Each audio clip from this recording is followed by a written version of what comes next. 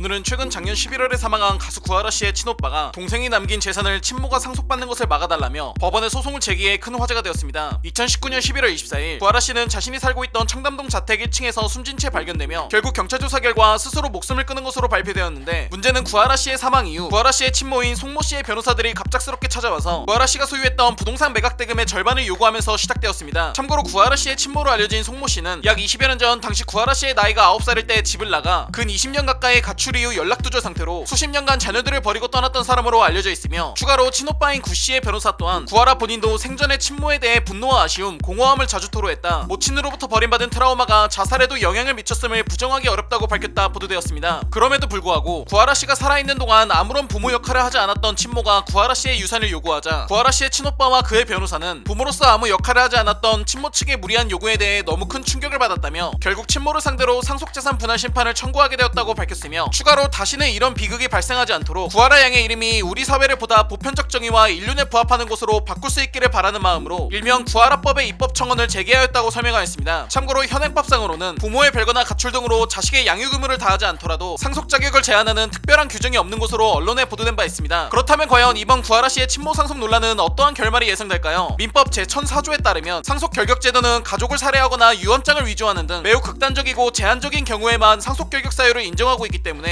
민법 제1008조의 2의 기여분 제도까지 여러모로 현행법상 자녀 양육에 대한 자신의 의무는 다하지 않으면서도 재산적 이득을 취하는 부모들을 막을 방법이 아직은 없다는 게 노조근 변호사의 설명입니다. 참고로 과거 2010년 천안함 사건과 2014년 세월호 사건 당시에도 당시 안타깝게 세상을 떠난 순국 장병과 어린 학생들에게 주어진 보상금이 실제로 그 장병과 학생들을 키운 분들에게 전달되지 못하고 수십 년 전 해당 자녀들을 버리고 떠났던 직계 존속들에게 전달되는 사건을 그대로 지켜볼 수밖에 없었던 적도 있습니다. 즉 한마디로 법이 개정되지 않는 한 친모 송모 씨의 요구를 막는 건 매우 어려운 편으로 볼 수 있으며, 이번 구하라법이 만들어진다 하더라도 구하라 양의 가족들이 진행하고 있는 본 사건에는 개정된 법이 바로 적용되진 않을 것으로 보여집니다. 한편 구하라 씨의 친모 송모 씨는 법정 대리인을 선임하고 재산 분할을 위한 절차에 돌입하였다 보도되었습니다. 과거부터 끊임없이 불거진 인륜과 천륜을 버려 자격도 없는 직계가족의 상속 논란, 늦었지만 이제서라도 법의 허점을 인식하고 고쳐나가야 하지 않을까 라는 생각으로 이번 구하라 씨의 친오빠가 제기한 국민청원 주소를 영상 아래 댓글로 남기도록 하겠습니다. 참고로 입법청원은 국회에 정식으로 접수되어 심사되기 위해서는 앞으로 30일간 10만 명의 국민들의 동의가 필요하다고 합니다. 동의하시는 시청자분들은 많은 참여하시기 바랍니다. 매일매일 두유노와 함께 알아보는 오늘의 핫 이슈, 두유노를 구독하고 받아보세요.